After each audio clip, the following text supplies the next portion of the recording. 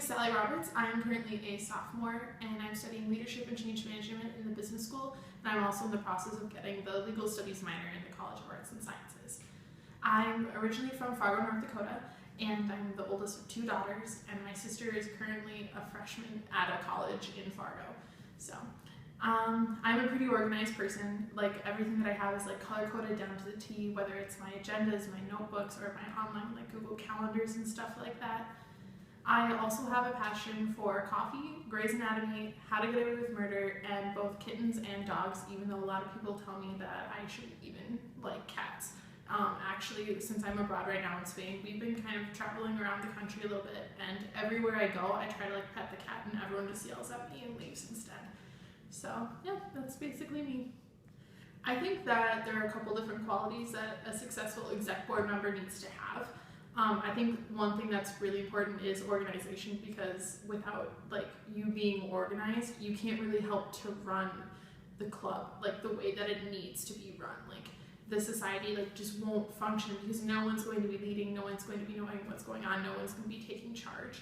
And I also think kind of that idea of leading that leadership is one thing that's super important, because you're going to be seen as the face of the Amicus Curiae pre-law society. Like, that's just a fact. And if you don't really have any sort of leadership qualities or experience, and if you're not comfortable talking in front of people, I think that could be a little bit difficult, just because sometimes you're going to have to put yourself out there for the better of the rest of the society.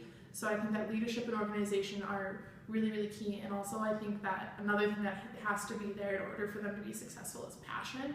And I know that one thing I do is I don't get involved in something if I know I'm not passionate about it already. I won't do something because I think I'm going to be passionate about it.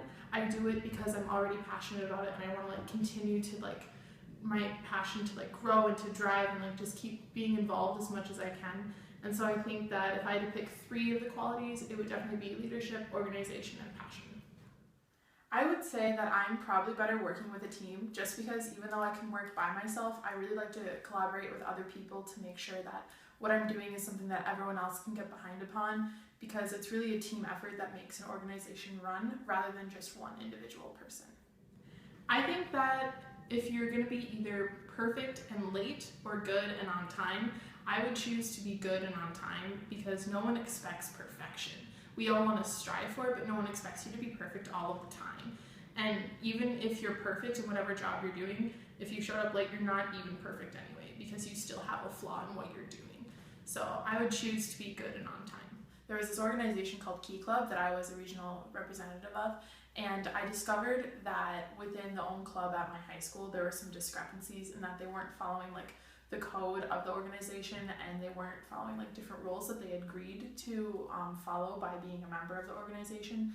And so I kind of had to step forward as like a representative, like the organization as a whole, to the advisor of the club, and I was talking to her about the things they were doing that weren't allowed, and she got very upset with me for she just assumed I was just some stupid little teenager just trying to like contradict her and change the way she was doing things. And so she kind of ignored me in the whole organization, and so I was kind of like ousted from that within my school. And so I had to then go through and like talk with the advisor of like the regional board that I was on and everything, and basically I was told just that I had to kind of stand down, even though I knew that what I was trying to do was right, and that I was trying to make it like the right rules were being followed and everything like that. And so I just went through my senior year of the organization not really even being a member of my own club, just because the advisor kind of ousted me. Like, for example, I was originally going to all of the meetings with both the general body members and also like the executive board at my high school. I was no longer invited to attend the executive board members, and she wouldn't tell me when they were like having meetings. I would kind of have to find them out on my own and then kind of go from there. But I would say that's probably the most challenging experience, just having to confront her and then figure out everything that I had to do with that, and then just kind of learn to stand down, even though I knew that what I was doing was the right thing to do. I think that some of the relationships with people that I've had to work with, like a lot of people, they vary on extremes. I know that I've had many different jobs growing up. Like, I've had over 6 or 8 different jobs, and I'm only 19 years old right now.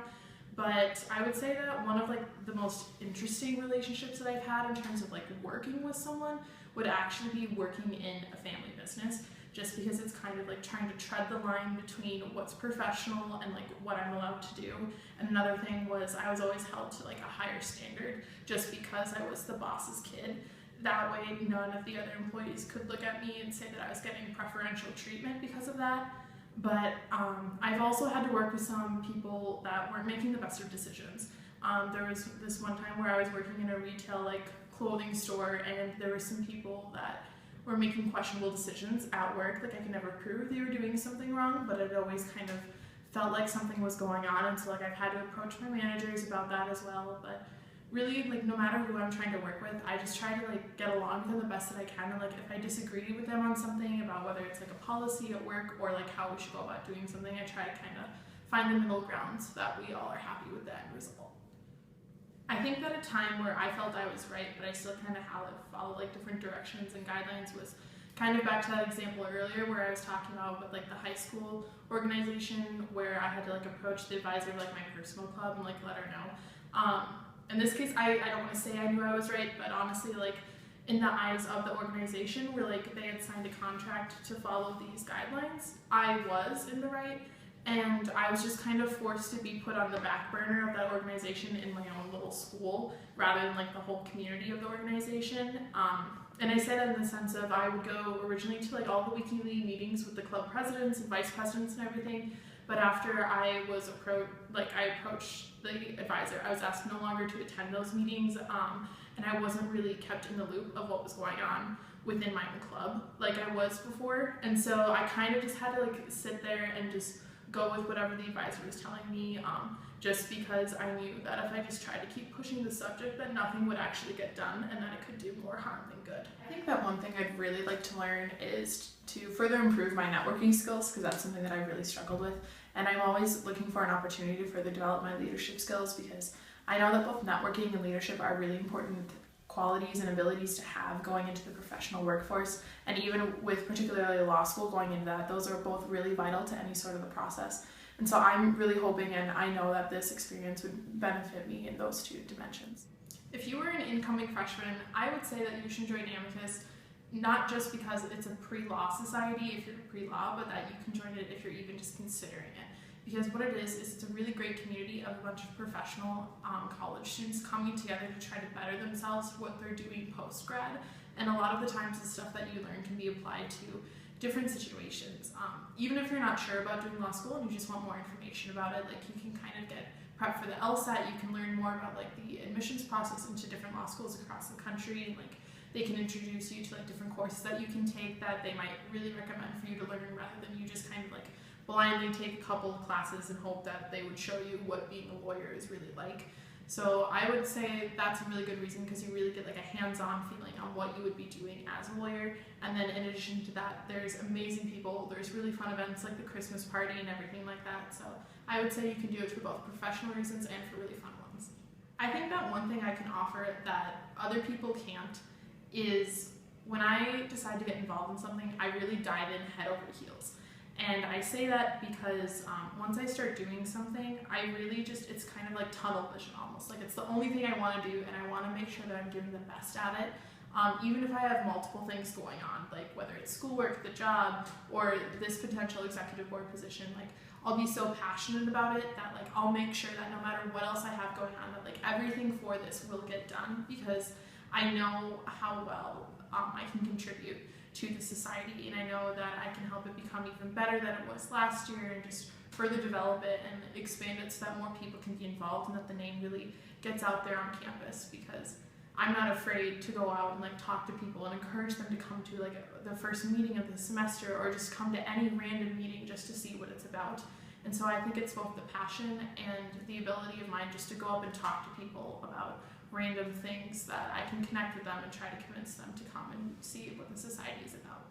A couple of events that I've managed in the past, well, I planned a dance for the MICA learning community on campus last May, and I helped out with like organizing all the food in the room and like decorations and setup, and then also like check-in and everything for the dance. And then in addition to that, I usually help run a booth at the MICA Halloween party each year. We basically just go to school and set up a bunch of games and like these various booths for like kids to come in and play. And then in addition to that, in high school, I helped to plan 2 weekend-long retreats per se. One of them was more a retreat, the other one was more of a conference where we had over like 300 students attend. And then I've also, I helped plan and I led a small group for the MICA retreat this past fall.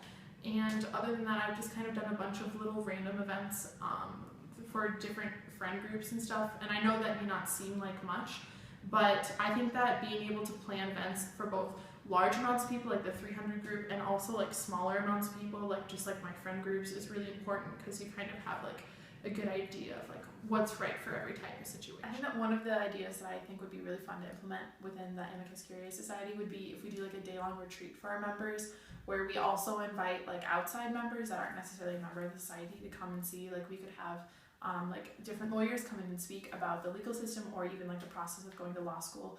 We can watch a movie relating to law, and we can do some sort of like service project, just kind of start dialogue between like current members and people who aren't members and try to like get them more involved. And then I think another thing that would be really cool is if we partnered with the other pre-professional societies and clubs at SUD, like the pre-dental club or like the pre-health club, pre-med, like all of that sort of thing.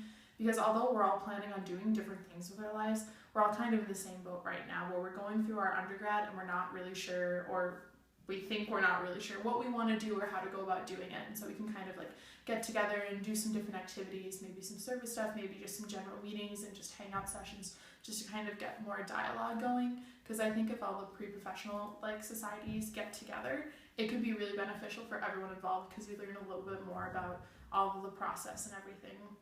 And then I think another activity that would be really fun to do was if we do more like mock trial things that are like fun, just because although it's like something really minor and not everyone that goes into law school is obviously going to be going into a courtroom someday, it's kind of a fun activity to keep doing and get people involved. Like, and that can be something we open up to the whole SLUE community as well, just to get more people to be interested in our society. If I was a crime, I would probably be something along the lines of resisting arrest. Just because they probably would think I'm trying to resist arrest when I wasn't. And what I mean by that is, like for example, I'm a huge klutz, and sometimes I'm just not aware of things that I should be, and I'll trip over thin air or something. And so I can see myself just like walking down the street and then just like tripping and like falling down a hill or something, and it looks like I'm like trying to escape the cops that are following behind me, but in reality I just kind of tripped over my own feet and fell. A couple different movies that I would watch would be, first of all, The Lion King and Mulan, just because those are both very high quality Disney movies and they're amazing. The second one would probably be, or not second, third, would be Miracle on 34th Street. And that one is just because I grew up like watching it with my dad like every Christmas and stuff like that. And then the last one would be The Sound of Music, for similar reasons, because I grew up watching that with my mom's mom. I don't have any questions, and thank you so much for this opportunity.